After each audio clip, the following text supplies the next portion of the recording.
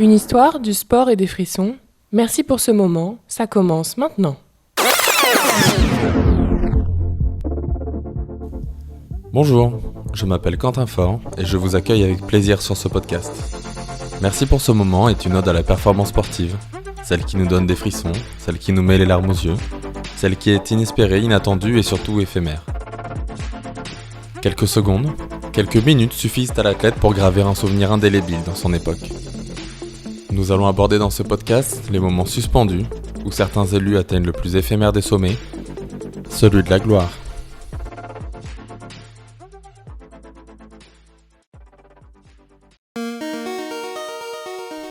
Un soir pas comme les autres au Madison Square Garden de New York, les Knicks ont perdu 11 de leurs 13 derniers matchs. La franchise, en grande difficulté depuis le début des années 2000, attend une étincelle pour s'enivrer d'une success story. La ville monte bouillonnante et la mythique salle vont une nouvelle fois être le théâtre d'une histoire singulière. Son nom ? Jeremy Lin. Inconnu un mois auparavant, il va enflammer le monde du basket pendant plusieurs semaines. Et après, c'est une autre histoire. Comment s'est construite l'histoire de Jeremy Lin, de son incroyable ascension à la recherche d'une gloire passée. C'est ce que nous allons voir dans ce second épisode de Merci pour ce moment, avec la participation de Damien Lafont, docteur en physique, préparateur mental et auteur du livre Entrer dans la zone.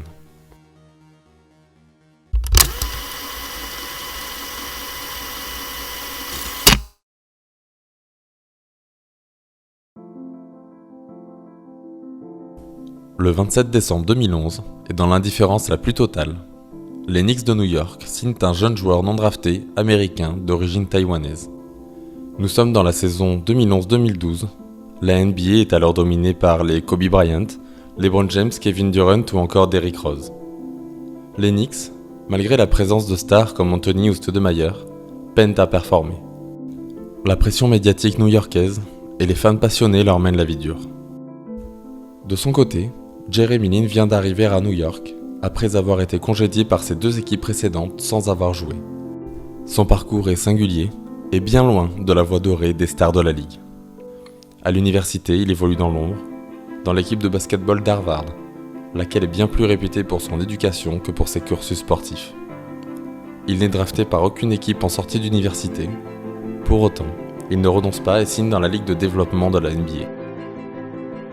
Une fois promu dans l'effectif des Knicks, il devient l'un des rares Américains d'origine asiatique à arriver à ce niveau-là, et représente toute une communauté d'ailleurs très présente à New York et qui participera fortement à l'engouement populaire à l'égard du joueur.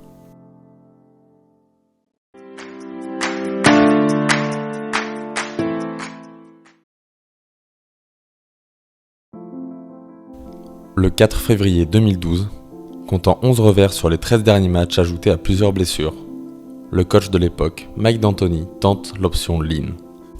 Alors ce 4 février, il joue 36 minutes et mène New York à la victoire.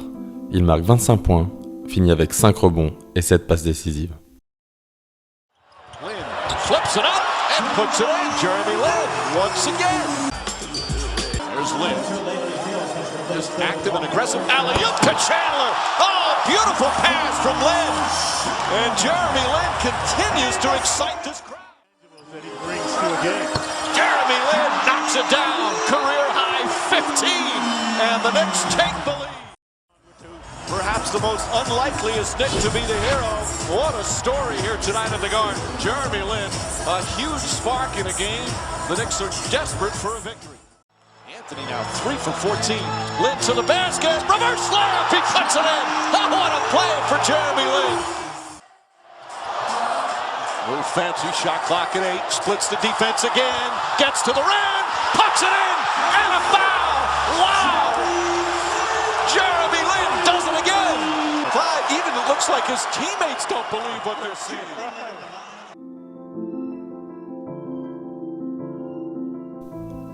On arrive déjà à percevoir la frénésie qui s'empare autant du public que des commentateurs. Interrogé après le match, il déclare « J'ai encore du mal à réaliser ce qu'il s'est passé cette nuit pour être honnête. Je suis encore un peu sous le choc et j'essaie de digérer tout ça. » Ce soir-là, la Linsanity est née. Il a toutefois fallu quelques matchs pour que la folie de la Linsanity, surnom donné à cette parenthèse enchantée, embrase New York puis le basket mondial. Le second moment marquant de la Linsanity survient à l'occasion d'une victoire contre les Lakers de Kobe Bryant, le 10 février. Un match diffusé dans tout le pays, à une heure de grande audience, un Madison Square Garden plein à craquer, des fans arborant des masques à l'effigie de Jeremy Lin. Mais c'est les Lakers et c'est Kobe Bryant. C'est maintenant que la magie s'arrête, cet inconnu va enfin pouvoir retomber sur terre. N'est-ce pas ? Eh bien, pas ce soir-là. Il mène son équipe à la victoire, fort de 38 points, accompagné de 7 passes décisives, 4 rebonds et 2 interceptions. Shumpert out to Lin. Lin fakes, pull-up jump shot. Knocks it down. 29 for Jeremy Lin. Timeout Lakers. The soul is on Lin. Brown wants him, puts up the two-pointer, puts it in! Jeremy Lin with 31! Off the dribble. Jeffries another rebound. Lin for three. Bang!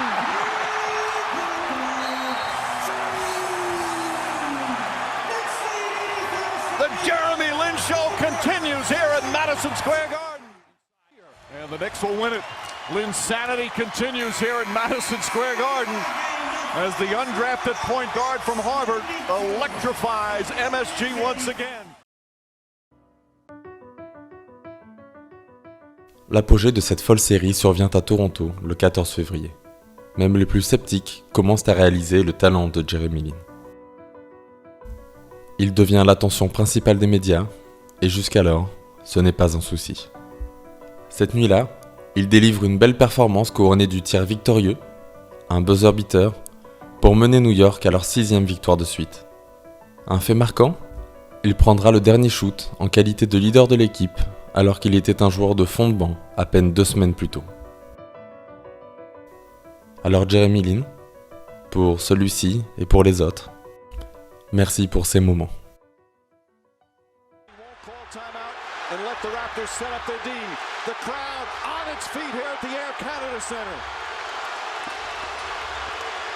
Lin puts it up. Bang! Jeremy Lin from downtown, and the Knicks take the lead. Amazing here at the Air Canada Center. 0.5 of a second remaining. Linsanity continues. En tant que fan de sport, on avait ce sourire niais et cette joie incompréhensible d'assister à un tel conte de fées. Cette ascension fulgurante nous a pris aux tripes et a réussi à tirer quelques larmes de bonheur. Est-ce que c'est par identification avec un joueur dit normal ? Ou juste par le fait de sentir, au plus profond de soi, qu'on est en train d'être témoin de quelque chose d'incroyable ? Lors de cette série de 13 matchs, Lin a mené son équipe à un bilan de 10 victoires et de 3 défaites. À ce moment-là du podcast, une question domine. Comment un joueur passé sous les radars des recruteurs, et jusqu'alors inconnu du grand public, a-t-il pu performer à ce niveau-là, même pendant une courte période ?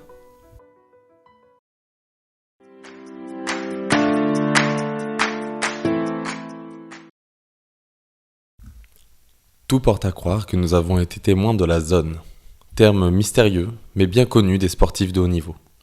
Alors la zone, qu'est-ce que c'est ?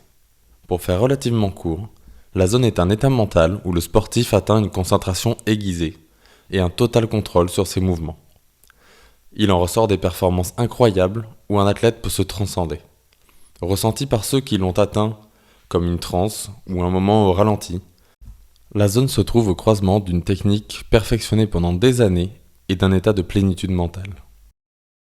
Comme dans le cas de Jeremy Lin, nombreux sont les sportifs à y avoir déjà goûté. Mais le véritable enjeu, c'est de réussir à s'en approcher le plus souvent possible. C'est là que la préparation mentale joue un rôle déterminant. Damien Lafont est préparateur mental et auteur du livre « Entrer dans la zone, voyage au cœur des expériences intérieures ». Il y a notamment interrogé des dizaines de sportifs qui ont vécu ce genre d'expérience. Alors Damien Lafont, qu'est-il important de savoir sur la zone et comment la décrivez-vous ? Ouais, alors souvent s'identifier comme un état où un état un peu second où les gens performent à leur, à leur meilleur niveau. Là. Ils arrivent à amener tout au même moment, la technique, stratégie, mentale. Et, euh, et souvent, en fait, ils ont pas. Ça arrive, ils le contrôlent pas. Ils n'ont pas vraiment le contrôle. Et s'ils s'en rendent compte, ils le perdent. Ou c'est un peu l'histoire qu'on a. Et en fait, quand tu interviews des gens qui ont fait des choses exceptionnelles, la plupart, alors bien sûr, il y a une préparation, il y a beaucoup de travail, mais il y en a plein, ils se disent que ça leur, ils l'ont laissé, ça leur a arrivé, quoi. C'est-à-dire qu'ils ont été juste le conduit, quoi. Ils ont été l'instrument de cet état de grâce, en fait.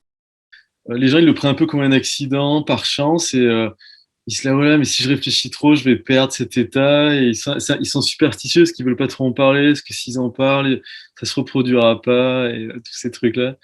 Et pendant ce temps-là, en fait, il y a d'autres athlètes, ils savent qu'ils peuvent reproduire ça souvent s'ils amènent les conditions, si ils amènent tous les ingrédients et de façon un peu scientifique, hein, en quelque sorte. Et la chance que ça se reproduise est beaucoup plus importante. Et d'où certains athlètes, en fait, ils performent super, enfin, c'est très souvent à très haut niveau. Alors bien sûr la préparation, mais aussi au niveau préparation mentale et psychologie, ils font tout ce qu'il faut aussi pour déclencher ça, quoi. Et c'est pas des super masters, en quelque sorte, c'en est, mais ils le travaillent en fait. Ils sont pas surhumains et tout. Il y en a, ils seraient surpris de savoir. Il y a plein d'athlètes, ils travaillent. C'est partie intégrante de leur entraînement. La zone est souvent décrite comme un moment suspendu, et surtout dans un temps limité. Du reste, il existe des exemples dans l'histoire comme celle de Bob Gibson en 1968, qui, après avoir réalisé ce qui est encore considéré comme la meilleure saison jamais réalisée par un lanceur au baseball, a déclaré qu'il était dans la zone pendant une saison entière. On ne saura jamais ce qui est vrai et ce qui relève de la légende. Toutefois, cela pose une question majeure. Est-il possible d'être dans la zone pendant une période étendue ? Comme ça dépend pas que de la personne, ça dépend de l'environnement aussi. C'est-à-dire que si quelqu'un a une espèce de stabilité au niveau relation, famille, équipe, où il y a une espèce de cercle familial, où le gars il a sa petite routine, où c'est bien constant, quoi. Ça fluctue pas trop, il n'y a pas trop d'interférences. Après, s'il se connaît assez bien pour entrer, pour créer les meilleures conditions, il va pouvoir reproduire ça. Et c'est simple, quoi. C'est-à-dire que quand on voit Nadal, Federer, Djokovic, les gars, ils ont tous à peu près 20 grands chelems. Euh, Là, c'est quasiment quand ils jouent. Djokovic, le tournoi, il était un peu blessé au départ et tout. Je sais pas si c'était vrai ou pas, mais les gars, quand ils jouent, quand c'est le moment de performer, les gars, ils jouent. C'est la zone, quoi. Enfin, les gars, il y en a, ils servaient à 210, le gars, il retourne tout le temps et tout. Euh, et en fait, ça veut dire qu'ils ont trouvé des moyens pour performer. Alors, avant, si à 20 ans, je disais, ouais, il y a 3 gars, ils vont gagner 20 grands slams chacun, personne n'y croirait, quoi. Ils créent cet environnement où ils sont en sécurité. Et après, tout est là pour reproduire ça aussi souvent que possible, quoi. Et ça marche. Les sportifs au sommet de leur art sont souvent comparés à des artistes. Un Zidane au football, un Tiger Woods au golf. Mais est-ce que les vrais artistes peuvent aussi entrer dans la zone ? Selon Damien Lafont, c'est certain. Parce que j'ai travaillé avec plein d'artistes et pas mal de musiciens, soit des musiciens, des compositeurs. Et en fait, en les interrogeant sur les mêmes expériences, on leur demandait est-ce que vous avez vécu des expériences particulières ou est-ce que vous avez essayé de les reproduire et qu'est-ce que ça signifie? C'était les mêmes réponses que les athlètes avec qui je travaillais. Et donc, c'était flagrant. C'est exactement la même chose. Il y en a qui font les mêmes techniques de préparation, niveau relaxation, respiration, que les athlètes. Les mêmes choses. Des fois, ils ont les mêmes entraîneurs, par exemple. C'est assez marrant. Moi, j'ai des témoignages. Il y a une fille, enfin, c'est des grands concertistes et tout. Il y en a, ils ont des Grammy Awards et tout. Il y en a, ils se voient jouer d'en haut, quoi. C'est-à-dire que c'est genre out of body experience, quoi. Ils se voient jouer sur le plateau. T'as Hélène Grimaud, la pianiste, parce qu'en fait, elle a un truc particulier, elle a la synesthésie. Donc, en fait, la musique, elle voit des couleurs, en fait. Donc, elle, quand elle joue certains trucs, elle voit genre la lumière qui descend sur elle et tout, enfin, des trucs de fou, quoi. Il y a une autre chanteuse là, pareil, qui s'est vue de l'extérieur. C'est des expériences qui sont. En fait, ça approche des domaines qu'on ne connaît pas vraiment. Après une longue conversation avec Damien Lafont, je me suis rendu compte que la zone est atteignable en neutralisant le stress, l'incertitude, la pollution mentale qui nous entoure, comme un retour à l'essentiel. Mais alors Damien Lafont, la zone est-elle un état nouveau à l'échelle de l'histoire de l'homme, qui se manifeste de plus en plus souvent ? Ou est-ce un état qui se rapproche au contraire de notre essence en tant qu'hommes et femmes, allégés des limites préconçues inculquées depuis notre enfance ?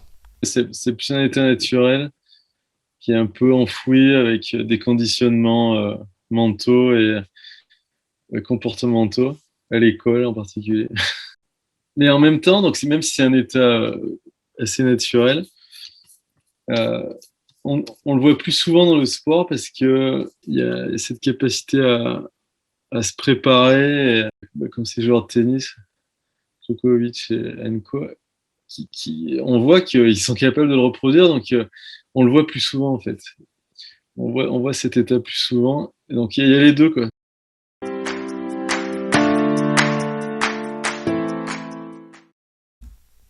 Le sport professionnel est avant tout une industrie du spectacle, souvent critiquée pour ses effets pervers. L'emballement médiatique, le sentiment de fierté d'une ville, la pression et l'attente des fans font office de rouleau compresseur. Il est d'ailleurs fréquent dans les sports américains que des joueurs perdent les pédales à New York. En conclusion, il faut avoir des reins solides et un mental d'acier pour jouer dans la Big Apple. Après quelques matchs qui restaient d'un bon niveau, Lynn est touché au genou à la fin mars 2012, ce qui le forcera à manquer le reste de la saison. Après des négociations pour le moins inhabituelles, le joueur qui était alors agent libre à l'intersaison signe avec Houston pour 3 ans et 25 millions de dollars. La série de 13 matchs se révèle être sacrément lucrative pour le nouveau Texan. Après une ellipse de quelques années, entre déception et blessure, on s'aperçoit que Jeremy Lin a erré de franchise en franchise, dans une éternelle poursuite d'un état de grâce passé. Les Houston Rockets d'abord, s'ensuivent les Los Angeles Lakers, les Charlotte Hornets, les Brooklyn Nets et, point positif, les Toronto Raptors avec qui il gagnera un championnat en 2019 en tant que bon joueur de banc. Sa moyenne statistique en carrière est de 11 points et 4 passes décisives à 43% au shoot. Mais ses chiffres de février 2012 sont autrement plus impressionnants. 22 points, 9 passes décisives à 48% au shoot. Nous arrivons maintenant au point central de notre sujet. Outre certains aspects, physiques et techniques, pourquoi n'a-t-il jamais atteint un tel niveau de jeu dans ses prochaines équipes ? Afin d'y répondre, nous allons discuter de ce qu'est la préparation mentale avec Damien Lafont. Il y a 3 composantes principales. Il y a des gens qui vont... Enfin, quand on s'adresse à des gens qui vont travailler sur ce domaine-là, il y a un aspect relaxation qui est sûr. Il y a des gens, ils en ont besoin. Par exemple, des gars comme Zverev ou même Kyrgios, des fois, il faut qu'ils comprennent qu'est-ce qui va déclencher des états un peu fous. Savoir les reconnaître et après se relâcher. Enfin, se relâcher, ça veut pas dire s'endormir sur la chaise. Donc, il y a cet aspect relaxation. Il y a un aspect visualisation, enfin, imagination. Parce que visualisation, ça fait toujours un peu... C'est un truc d'imagination qui implique aussi ce qu'on ressent. C'est-à-dire d'impliquer les sens, quoi. C'est-à-dire de ressentir qu'est-ce que ça fait de se voir faire ci ou ça. Alors, ça peut être technique ou comportemental. Et le troisième aspect, ouais, ça va être la capacité à prendre conscience de ce qui se passe, quoi, de qu'est-ce qui se passe sur le terrain, par exemple, qu'est-ce qui se passe dans la course. Donc il y a ces 3 choses, quoi, la relaxation, l'imagination et cette capacité à prendre conscience de ce qui se passe au niveau pensée. Mais en fait, ouais, souvent, c'est que la méconnaissance, c'est que pour avoir cette prise de conscience du moment présent et tout, c'est pas forcément être calme, quoi. C'est-à-dire qu'un gars qui est dans un combat de boxe ou en UFC, dans les cages, tu veux pas que le gars il soit calme et tout, sinon il va se faire démonter la tête. Donc c'est plus vraiment avoir cette clarité au niveau de l'esprit et surtout c'est connaître quel est l'état où tu performes le mieux. Certaines personnes, il faut qu'ils soient calmes. D'autres personnes, c'est moyen. D'autres personnes, il faut qu'ils soient un peu surexcités. Alors, qu'est-ce que ça implique au niveau des sportifs professionnels? À très haut niveau, c'est clair que pour faire la différence entre des gens qui, au niveau physique, ont des qualités similaires, euh, ça va souvent se faire au niveau mental. Donc, ça va être vraiment... c'est souvent plus que 90% parce que les gens se préparent de la même façon. Merci Damien Lafont pour ces explications. Et s'il y a encore des sceptiques qui nous écoutent, qu'est-ce que vous avez à leur dire? Il y a cette prise de conscience, les gens progressent et ils s'améliorent. J'ai pas vu de gens qui travaillaient sérieusement sur cet aspect-là qui n'amélioraient pas leur performance. J'ai pas vu encore.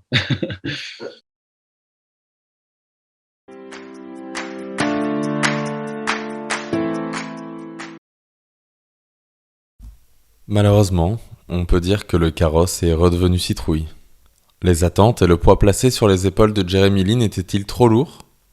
Vraisemblablement, son parcours loin des projecteurs ne l'avait pas préparé à une exposition d'un tel niveau.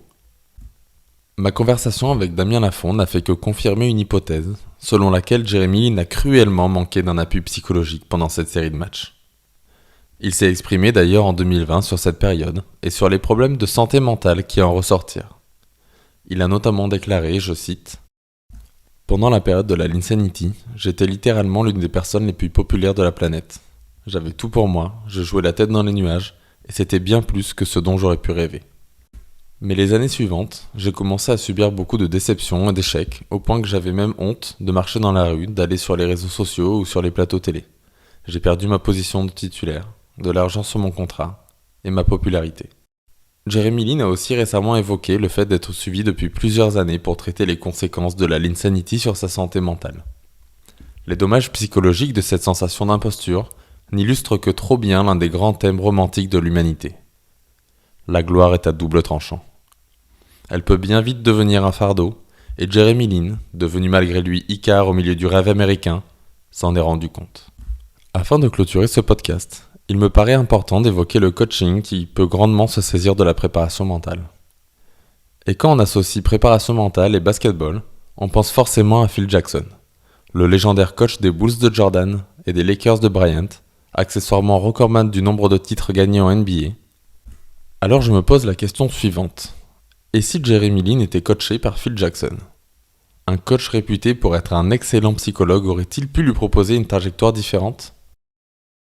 Si Lin il avait eu Popovich ou surtout Phil Jackson, moi je dirais que le gars il serait resté longtemps parce qu'il aurait su comment s'adresser à lui pour nourrir cette étincelle qui était arrivée, quoi. Et souvent c'est ce qui se perd, c'est-à-dire que dans n'importe quoi, ça arrive et les gens après c'est pas bien ou pas bien, c'est-à-dire que les gens ils savent pas trop, c'est assez nouveau et puis il y a des coachs qui savent pas, quoi. Ils se disent ouais c'est incroyable, il a eu de la chance puis ils relient ça à l'aspect physique, ils se disent ouais c'est exact.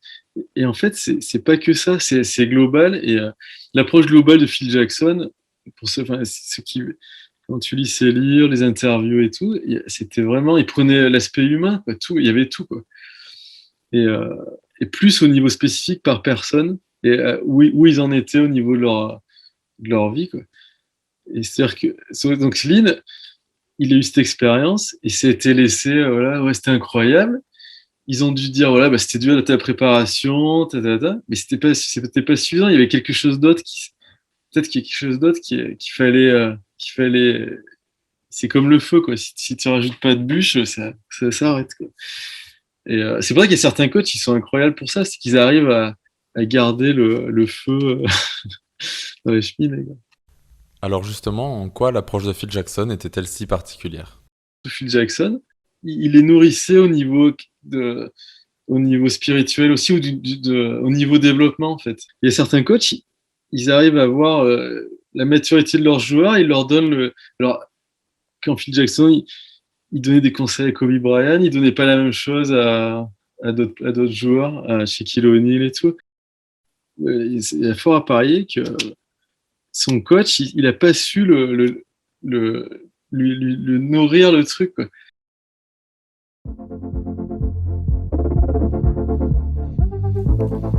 Et voilà, c'est la fin du second épisode de Merci pour ce moment. N'oubliez pas de noter ce podcast sur votre plateforme d'écoute. Vous pouvez aussi suivre les actualités du podcast et les nouveaux épisodes sur Twitter et Instagram. Merci pour votre écoute et à la prochaine.